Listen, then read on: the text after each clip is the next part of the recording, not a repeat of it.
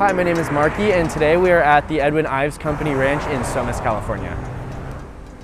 The property is a now permanently closed flower ranch, originally owned and operated by the man named Edwin Ives.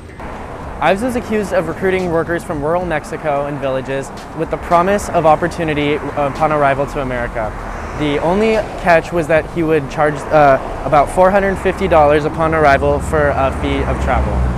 Upon arrival, workers were forced to buy their own food and equipment at prices set by Ives high enough to keep the debts higher than the wages were. This method was used to keep a consistent flow of workers that were constantly trying to leave and work their way out of debt that were forcibly kept on the plantation.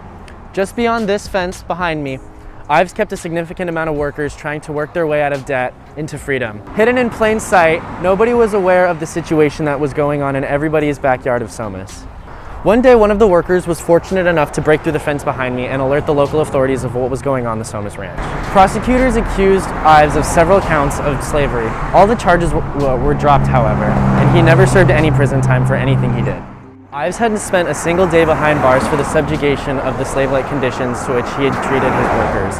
However, he did disperse about $1.25 million to workers who had worked for him throughout the years of 1987 to 1989. Thank you so much for checking out the Ives Company Ranch Ventura walking tour. Please check out the rest of the videos and like and comment. Thank you so much.